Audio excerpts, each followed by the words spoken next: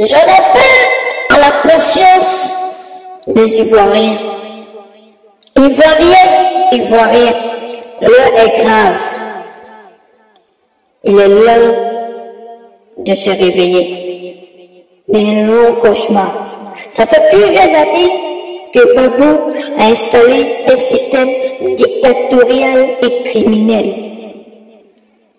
Aujourd'hui, à l'heure que je vous parle, il y a des personnes qui meurent. Il y a des personnes qui sont torturées. La seule raison, parce qu'ils ont une autre opinion du FPI. La seule raison, parce qu'ils ne sont pas d'accord avec le système de Gbagbo. La seule raison, parce que Gbagbo a perdu les élections. Elle veut nous faire croire qu'il faut respecter les lois de la Côte d'Ivoire. Moi, je suis plus patriote que Gbagbo, je suis plus patriote que Blindé. Ce que je veux vous dire, ces personnes qu'on appelle les fondateurs, vous connaissez le système. Tu vois une petite fille de 16 ans qui a une voiture que toi-même tu n'as pas, tu as travaillé pendant 32 ans. Dans ta vie, tu n'as pas. Vous savez que ce système, ils sont venus juste pour nous voler. Voilà, la réalité, c'est quoi? Qu'est-ce qu'ils ont fait depuis qu'ils sont là? Qu'est-ce qu'ils ont fait? Qu'est-ce qu'ils ont entrepris? Au contraire, ils ont chassé les opérateurs économiques. Ne dites pas qu'on n'a pas besoin des autres. On a toujours eu besoin des autres. On a toujours eu besoin du plus faible. Mon frère, même le plus riche a besoin du plus pauvre. Tu as besoin d'un assuré pour pouvoir assurer tes chaussures. Tu as besoin d'un blanchisseur pour pouvoir repasser tes habits et les laver. La Côte d'Ivoire a toujours été un arc-en-ciel. On a toujours vécu en harmonie avec les étrangers.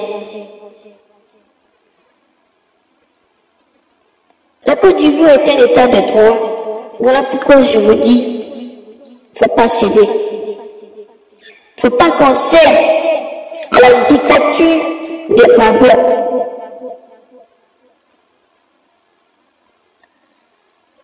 J'appelle au président Alassane de mettre tout en œuvre pour ne plus laisser Gbagbo tuer mes frères et mes sœurs. Et j'en profite pour dire à tous les bêtis que tous les Ivoiriens sont Ivoiriens. C'est pas parce que tu es bêtis que tu dois suivre Gbagbo aveuglément. C'est pas parce que tu es du là que tu dois suivre Alassane aveuglément. Tu regardes le projet qu'il veut pour toi. Moi, j'ai pas voté. Je reconnais que j'ai pas voté. Parce que je fais partie des gens qui veulent voir pour croire. Mais ce que je sais, ce que j'ai vu, c'est que nous tous on a vu.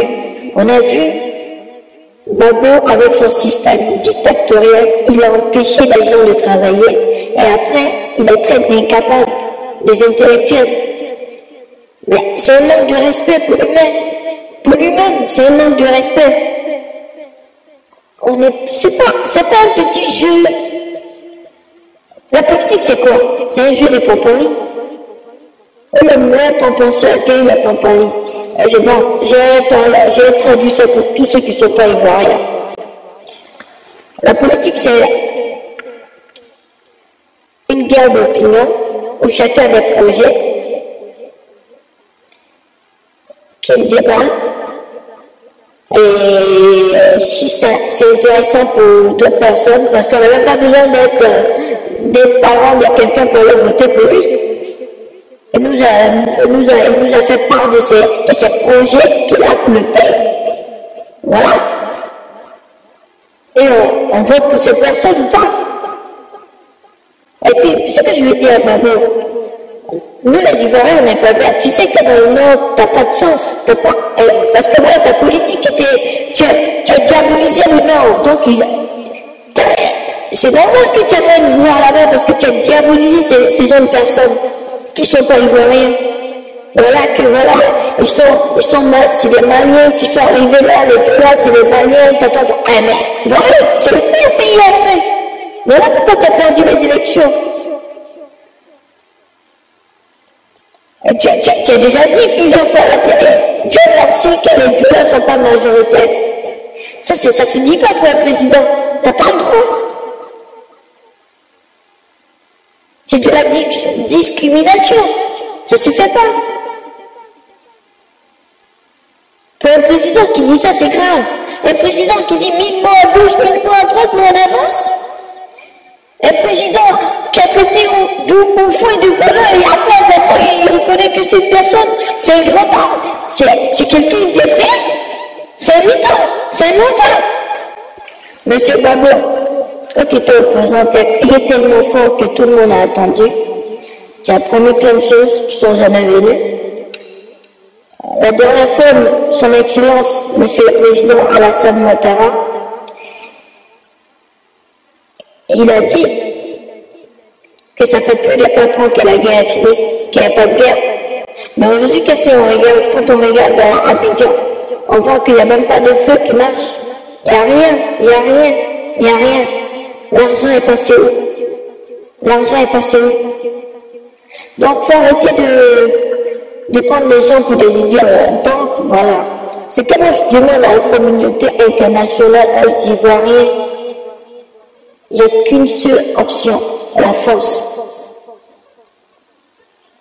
La guerre est déclarée par M. Gbagbo en refusant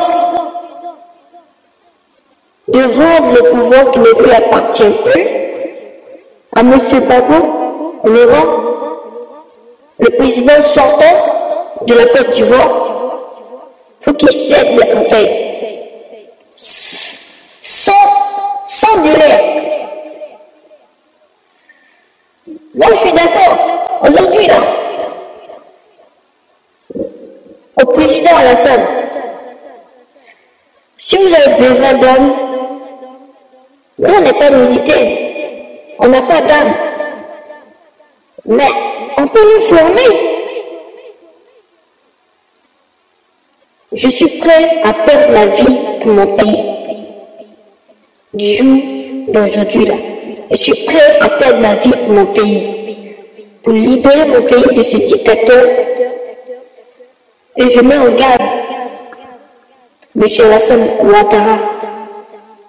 Je veux voir son programme quand il sera au pouvoir. Parce que cette situation, on ne veut plus la vivre. Parce que j'ai eu des milliers, des centaines de morts par la faute de M. Laurent Gbagbo et sa femme. Escadron de la mort, on en parle, s'il vous plaît. On va en parler rapidement. Maître Bailly, le chef de l'escadron de la mort, Maître Bailly, planifié par l'égoutté Madame Gbagbo lui-même, il fait comme s'il n'est pas au courant. Présentement, à l'heure où je vous parle, j'ai eu une confirmation des gendarmes qu'il y a une milice, il y a des mercenaires présentement sur le territoire ivoirien que Gbagbo a fait venir. C'est avec l'argent de qui il paye toutes ces personnes pour tuer les Ivoiriens. Il paye avec l'argent des Ivoiriens pour qu'on puisse tuer les Ivoiriens. Non, c'est pas le monsieur qui va arrêter les gens parce qu'ils ont cassé, parce qu'ils ont marché. Non, c'est un monsieur qui vient, qui tire. Ah oui, il a le droit de marcher. Ils n'ont pas tiré sur lui, quand lui il a marché. En 1992. Ils ont fait, ils l'ont condamné, ce que je juge, qui n'est pas normal dans le temps. Parce qu'il avait le droit de marcher, et après, ils l'ont arrêté, ils l'ont mis en prison. Mais ce monsieur-là, il est tellement haineux, il n'est pas pardonné, il vient se venger. Mais comme lui, quand on marche, il tue, il trouve normal. Donc, ce que je veux dire à cette personne, aujourd'hui j'ai fait court, ça c'est le premier discours. J'ai dit à Gbagbo, il a trouvé l'homme sur son chemin. Il a trouvé l'homme sur son chemin.